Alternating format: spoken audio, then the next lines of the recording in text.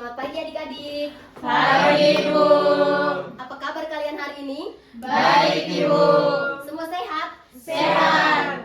Baik, Ibu harap semua sudah siap untuk mengikuti pelajaran kita pada hari ini ya. Ya, Ibu. Baik, sebelum kita memulai pelajaran kita hari ini, Ibu meminta salah satu teman dari kalian untuk membuka pelajaran kita dengan doa.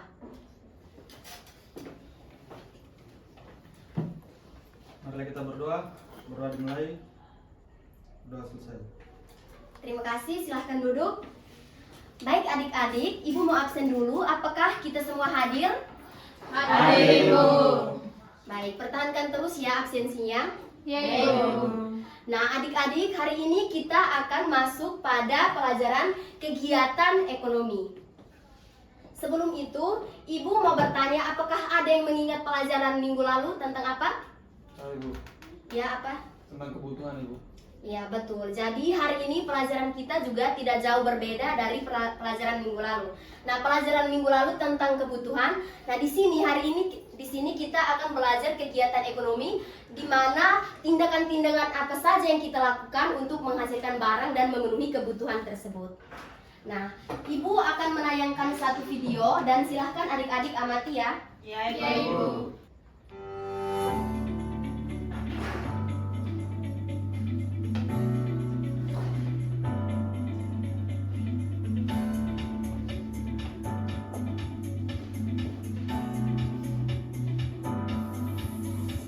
Baik, sudah bisa diamati, bisa dipahami? Bisa, Ibu. Ibu.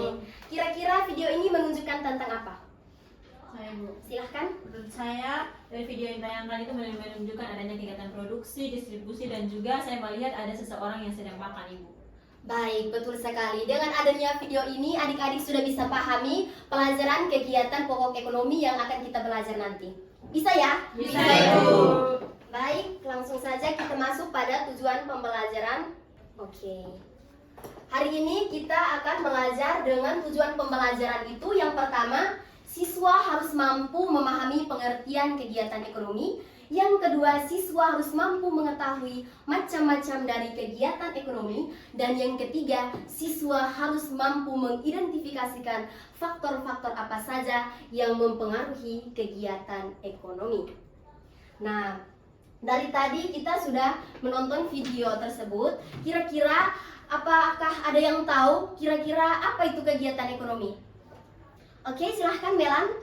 Jadi kegiatan ekonomi itu adalah segala aktivitas manusia untuk memenuhi kebutuhan hidupnya.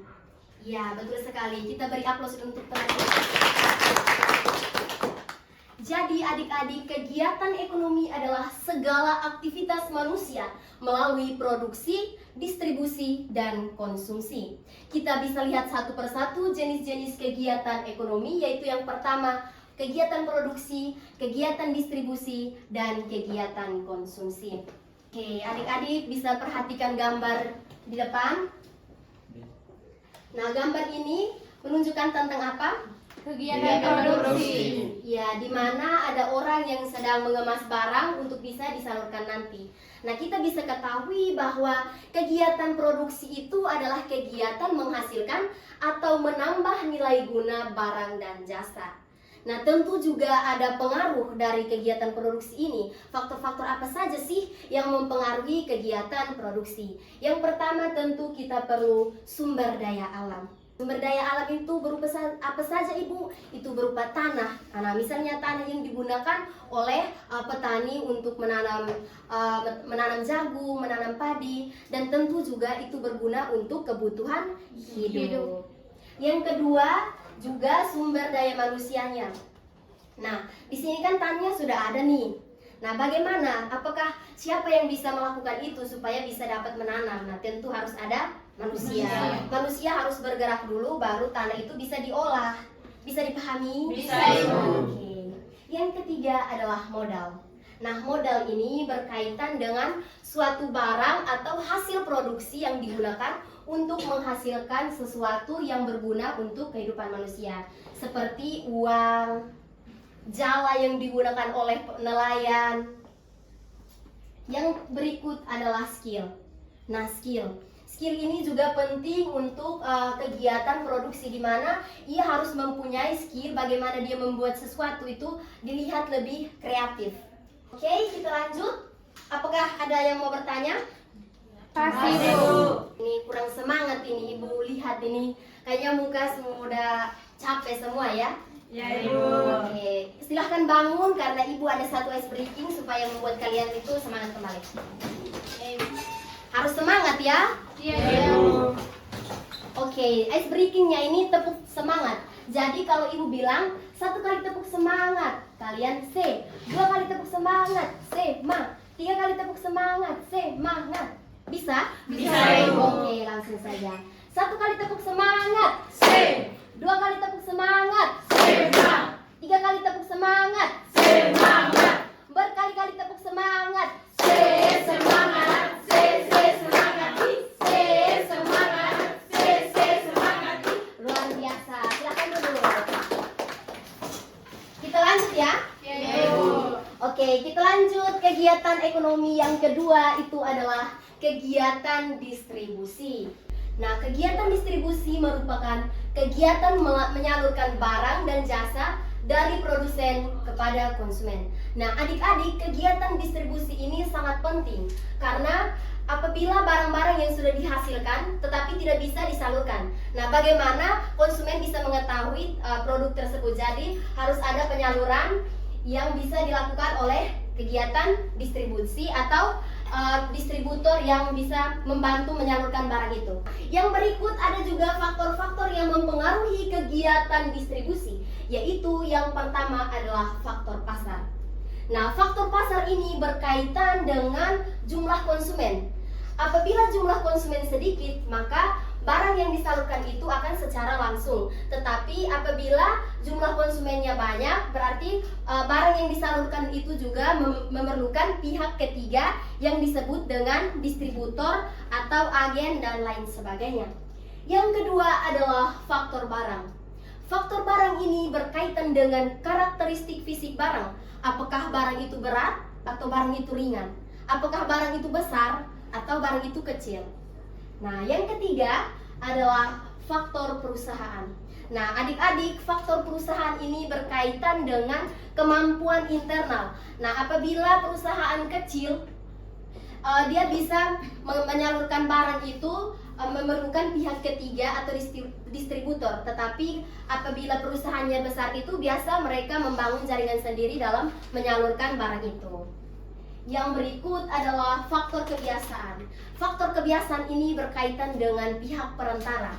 Apakah pihak perantara itu dia bersedia atau tidak untuk mempromosikan barang atau produk itu di lapangan.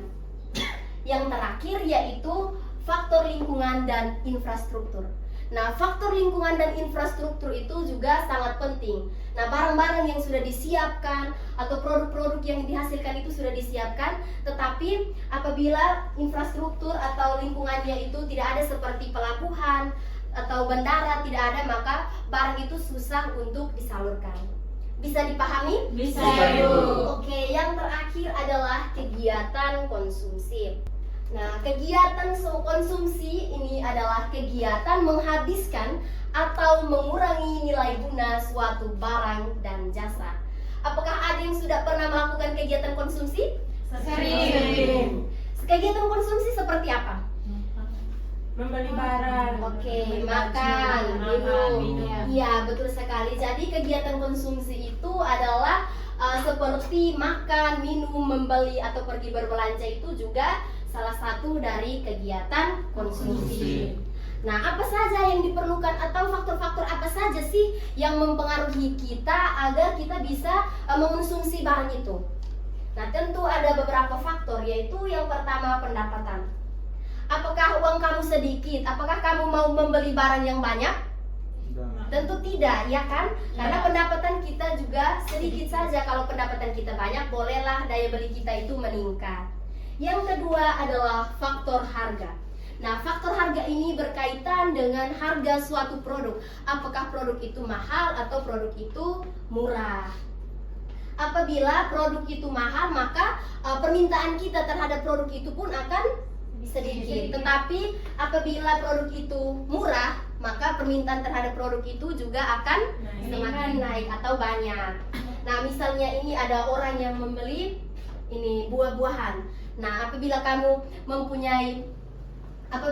menawarkan barang ini terus buah-buahan ini harganya murah, pasti permintaan kamu terhadap buah-buahan ini pun juga akan naik karena harganya yang murah.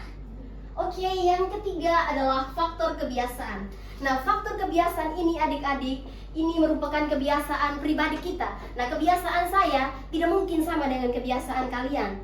Nah, ada yang hidupnya miskin, ada yang hidupnya boros, ada yang hidupnya hemat.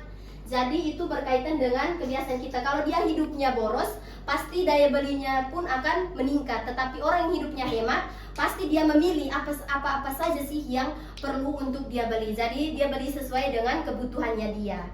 Bisa dipahami? Bisa, Ibu. Oke, yang terakhir adalah faktor selera. Faktor selera ini juga penting ya. Ini berkaitan dengan keinginan seseorang.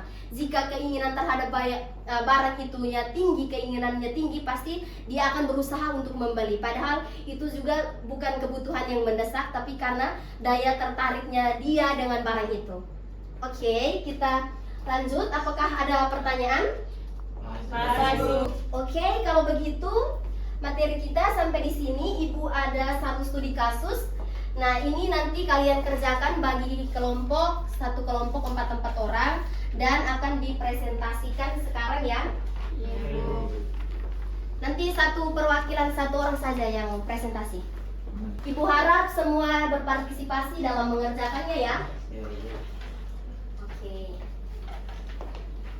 Semua sudah? Pertama, Ibu. Sudah, Ibu. Sudah, Ibu. Oke, silahkan kelompok 2 perwakilan. Terima kasih atas waktu dan kesempatan yang diberikan kepada kelompok kami. Saya dari perwakilan kelompok 2 akan mempresentasikan hasil kerja kelompok kami dengan pertanyaan apa tujuan dari masing-masing kegiatan ekonomi tersebut. Menurut kelompok kami, yang pertama ada tujuan produksi, di mana dengan menghasilkan roti untuk memenuhi kebutuhan masyarakat. Yang kedua dengan tujuan distribusi, yaitu dengan menyalurkan roti dari produsen kepada konsumen. Yang ketiga adalah dengan tujuan konsumsi, di mana dengan memenuhi kebutuhan dari masyarakat. Sekian presentasi dari kelompok kami. Mungkin ada tambahan atau sanggahan dari teman-teman kelompok lain, saya persilakan. Pas. Baik, mari kita beri aplaus untuk kelompok. Ibu lihat kita sudah berpartisipasi dalam mempresentasikan materi kita dan Ibu lihat juga semua sudah bisa memahami kegiatan ekonomi. Nah, yang berikut, apakah ada yang bisa menyimpulkan pembelajaran kita hari ini? Oke, silahkan. Jadi pembelajaran kita hari ini mengenai kegiatan ekonomi. Kegiatan ekonomi adalah segala aktivitas manusia untuk memenuhi kebutuhan hidupnya yang terdiri dari kegiatan produksi, kegiatan distribusi, dan kegiatan konsumsi. Iya, betul sekali. Jadi kesimpulan dari pelajaran kita hari ini yaitu kegiatan ekonomi adalah segala aktivitas manusia melalui produksi yang menghasilkan, distribusi yang menyalurkan, dan konsumsi yang menggunakan atau mengurangi barang dan jasa. Oke, apakah ada yang belum mengerti atau ada yang mau bertanya? Oke, kalau begitu Ibu ada satu refleksi dan Ibu akan mengirimkan kuis kepada grup WA. Silahkan adik-adik buka dan kerjakan sekarang. Dan Ibu akan periksa di minggu depan. Apa perasaan kalian hari ini setelah belajar kegiatan ekonomi? Apakah ada yang bisa? Saya, Ibu. Oke, silakan nih. Baik, untuk refleksi yang dapat saya simpulkan di sini, di mana saya bisa menilai dari pembelajaran yang Ibu sampaikan dengan metode yang Ibu gunakan, di mana kami bisa memahami dengan jelas materi tentang kegiatan ekonomi pada hari ini. Kami berharap semoga Ibu bisa mempertahankan model pembelajaran yang Ibu terapkan pada hari ini agar kami bisa lebih semangat dan bisa menambah wawasan kami juga supaya dapat memahami materi berikutnya. Baik, terima kasih ya. Ya. Oke, pelajaran kita minggu depan tentang masalah kegiatan ekonomi. Jadi pulang, lihat, dan pelajari baik-baik supaya minggu depan kita bisa bahas bersama. Bisa? Bisa, Ibu.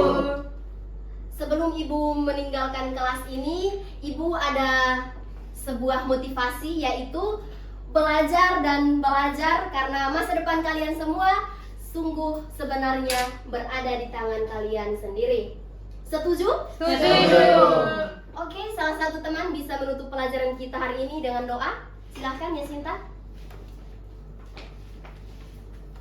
Ibu dan teman-teman, sebelum kita pulang, mari kita berdoa. Doa dimulai. Doa selesai. Terima kasih. Sekian pelajaran kita hari ini. Atas perhatiannya diucapkan terima kasih. Mohon maaf bila ada kesalahan dari Ibu ya. Ya, Ibu.